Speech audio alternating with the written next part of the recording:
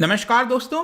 Recently Raghuram Rajan ने एक interview में बयान दिया है कि देश के अंदर जो कोविड के हालात हैं, कोविड क्राइसिस है इस समय, इसकी पूरी जिम्मेदारी जाती है लैक ऑफ लीडरशिप पर। यहां पर आप देख सकते हो, complacency, lack of leadership behind कोविड-19 क्राइसिस सेज रघुराम राजन। तो इसके बारे में हम जानेंगे कि एग्जैक्टली वो कहना क्या चाह रहे थे, बट इसके साथ साथ और भी कई सारे मुद्दों पर उन्होंने टच किया है, बात की है, उन सबको भी देखने की कोशिश करेंगे। चलिए देखते हैं एग्जैक्टली यहां पर सबसे पहले उनके द्वारा बोला क्या क्या है। ये याद रखिएगा, ट्यूसडे को रघुराम राजन जी ने ब्लूमबर्ग टेलीविजन को इंटरव्यू दिया था विद कैथलीन हेज, और उसमें उन्होंने ये बताया इंडिया ओवरवेलमिंग सर्च, जिस प्रकार से यहां पर कोरोना वायरस का इंफेक्शन बढ़ता जा रहा है, ये क्लियरली जो फर्स्ट वेव के बाद कॉम्प्लेसेंसी आ गई थी। कॉम्प्लेसेंसी का मतलब होता है कि एक सेल्फ सेटिस्फैक्शन आ जाना कि हमने तो ये जंग जीत ली है, ये एक बहुत बड़ा कारण है। इसके साथ साथ उन्होंने बोला है कि लैक ऑफ फोरसाइट, मतलब कि आगे जो हम देख सकते थे शायद हमने उसको नजरअंदाज कर दिया, लीडरशिप नहीं दिखाई कहीं ना कहीं, इसी की वजह से आज हमें ये हालात देखने को मिल रहे हैं।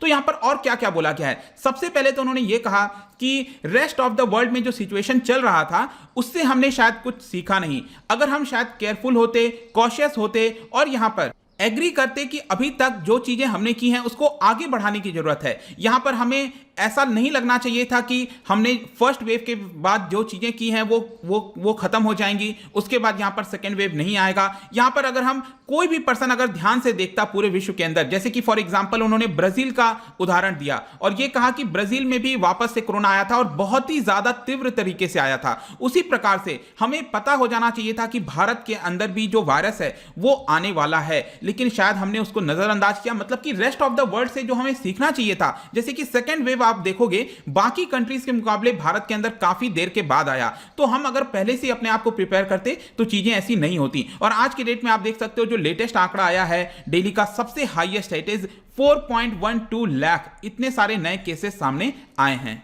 और इसके साथ साथ जो प्राइम मिनिस्टर मोदी हैं उनके ऊपर प्रेशर ज्यादा बिल्ड हो रहा है कि लॉकडाउन को लगाया जाए, लेकिन अभी तक सरकार ने इस चीज को अवॉइड किया है, क्योंकि जिस प्रकार से इकोनॉमिक डिवास्टेशन आया था यहां पर पिछले साल, उसको देखते हुए शायद अभी उतना इंटरेस्टेड नहीं है सरकार। लेकिन कहीं ना कहीं आप देखोगे ज्यादातर लोगों के द्वारा बोला जा रहा है कि लॉकडाउन लगाना चाहिए। जैसे कि रिसेंटली आपने देखा होगा यूएस के जो टॉप डॉक्टर हैं, दैट इज डॉक्टर एंथनी फॉची, उनके द्वारा बोला गया literally lockdown for a weeks. Clearly उनके द्वारा कह दिया गया है कि अगर हमें चेन को ब्रेक करना है तो यह चीज अपनाना ही पड़ेगा, लेकिन सरकार शायद अभी इसके लिए कंसीडर नहीं कर रही है। जो लोकलाइज्ड लॉकडाउन्स वगैरह हैं, थोड़ी बहुत चीजें हैं, उसको ही अभी तक कंटिन्यू किया जा रहा है। इसके अलावा यहां पर डॉक्टर रघुराम राजन ने क्या बोला है आप देख सकते हो, विक्ट्री डिक्लेयर्ड फर्स्ट, हमने पहले ही यहां पर जीत हासिल कर दी थी। जब फर्स्ट वेव के बाद आपको याद होगा अक्टूबर के समय हम पीक पर चले गए थे, उसके बाद नवंबर दिसंबर तक चीजें काफी तेजी से कम हो रही थी। जनवरी आते आते तो आपको पता ही होगा कि काफी ज्यादा कम हो गया था कोरोना, और ऐसा लग रहा था कि शायद हमने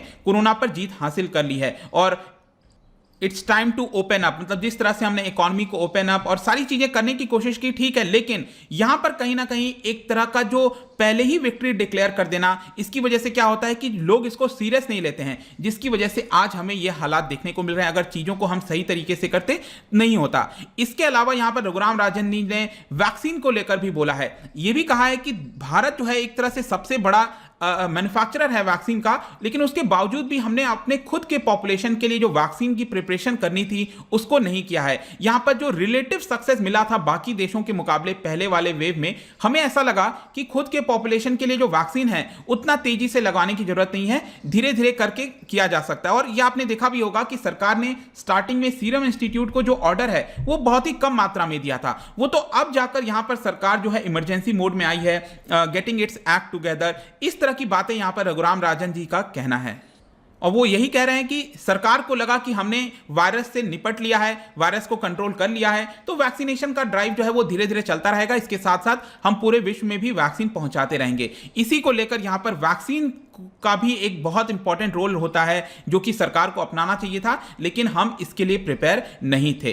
अब यहां पर उन्होंने फाइनेंस को लेकर भी कुछ कहा। फाइनेंस को लेकर ये कि बेसिकली जो आरबीआई है वो क्या ठीक कर रही है, क्या नहीं कर रही है, इसके लिए उन्होंने कहा है कि आरबीआई जितना कर सकती थी, उन्होंने एक तरह से कॉम्प्लीमेंट किया है आरबीआई को कि जितना अकोमोडेटिव हो सकती थी, पॉसिबल था, उतना यहां पर सपोर्ट करने की कोशिश की है इकोनॉमी को। और कल भी आपने देखा होगा यहां पर 50,000 का लिक्विडिटी सपोर्ट दिया गया है, तो वहां पर वैक्सीन मशीन जो मैन्युफैक्चरिंग हो गया, हेल्थ केयर सेक्टर हो गया, हॉस्पिटल्स हो गए, इन सबको यहां पर जल्दी से बिल्ड किया जाए, इसके लिए लोन प्रोवाइड किया जाए। इसके लिए आरबीआई ने कल ही ये वाला जो सपोर्ट है वो आपका निकाला है। तो यहां पर रघुराम राजन जी कह रहे हैं कि ऑलरेडी यहां पर आरबीआई जो कर सकती थी कर रही है। इसके अलावा हमारे पास काफी बड़ी मात्रा में एक्सचेंज, जो फॉरेन एक्सचेंज रिजर्व है वो पड़ा हुआ है, जो कि कुछ हद तक कंफर्ट देगा आगे आने वाले समय में। अगर सपोज हालात और ज्यादा बुरे हो जाते हैं तो यहां पर जो फॉरेन इन्वेस्टर्स वगैरह हैं वो देश में आते रहेंगे, क्योंकि उनको पता है कि फॉरेन एक्सचेंज जो रिजर्व है हमारे पास, आपको पता होगा $580 बिलियन, इससे ज्यादा पड़ा हुआ है।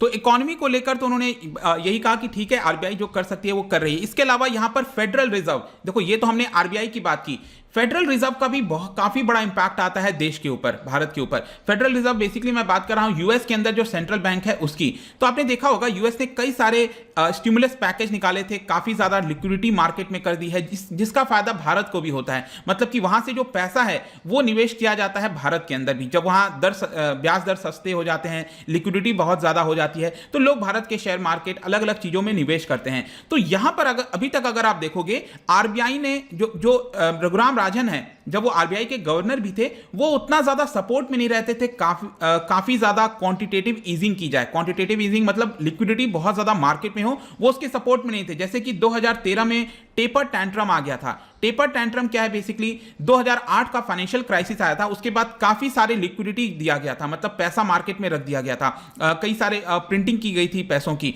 इसकी वजह से क्या हुआ कि धीरे धीरे करके इन्फ्लेशन वगैरह बढ़ गया। इसकी वजह से 2013 से जो फेडरल रिजर्व है वो यहां पर अपना ब्याज दर बढ़ाना स्टार्ट कर दिया, जिसकी वजह से भारत जैसे जो देश हैं उनमें काफी प्रॉब्लम आने लग गई। मतलब कि वहां से पैसा जो है वो लोग विड्रॉ करने लग गए, फॉरेन इन्वेस्टर्स अपना पैसा डेवलपिंग कंट्री से विड्रॉ करने लग गए थे। तो ये इसको बोला गया टेपर टैंट्रम, ठीक है। तो 2013 में ये स्टार्ट हुआ था। तो इसी के लिए यहां पर जो रघुराम राजन है वो एक तरह से वार्निंग देते रहते हैं कि यूएस जो है वो कभी भी वापस से ब्याज दर को बढ़ा सकता है। अभी के लिए तो नहीं लग रहा है, अभी के लिए तो उन्होंने ऐसा कोई बयान नहीं दिया है, लेकिन हाँ 2% का जो इन्फ्लेशन का टारगेट है उनका, अगर उससे चीजें ऊपर चली जाएंगी तो यहां पर वापस से वो ब्याज दर बढ़ाएगा, जिसकी वजह से भारत की इकोनॉमी जो है उसके ऊपर भी इंपैक्ट आ सकता है। मतलब जब डॉलर हमारे देश से वापस जाएगा तो ऑब्वियस सी बात है देश के ऊपर भी इंपैक्ट आएगा। तो ये कुछ इंपॉर्टेंट बयान थे जो कि अभी रिसेंटली दिया गया था। और इसके अलावा हम बात करें रघुराम राजन जी की, तो ये हम सबको पता है कि he has been the critic of present government. 2013 में उनको अपॉइंट किया गया था आरबीआई गवर्नर के पद पर, और उन्होंने कई बार ऐसे बयान दिए हैं जैसे कि इनटॉलरेंस का बयान आया था। इसके अलावा बीच में एक और मुद्दा हुआ था कि आरबीआई जो है वो डिविडेंड नहीं दे रही है, इंटरेस्ट रेट को कम नहीं कर रही है, वो मैंने आपको बता दिया है। लैक ऑफ लीडरशिप, क्लियरली उनका जो इशारा था वो प्रेजेंट गवर्नमेंट के ऊपर ही है, मोदी गवर्नमेंट के ऊपर है, कि यहाँ पर चीज़ों को सही सीरियसनेस से नहीं लिया गया, जिसकी वजह से आज हम देश के अंदर ये हालात देख रहे हैं। आई होप कि ये वीडियो आपको पसंद आया होगा। मिलता हूँ आपसे next time. Till then, thank you very much, see you soon.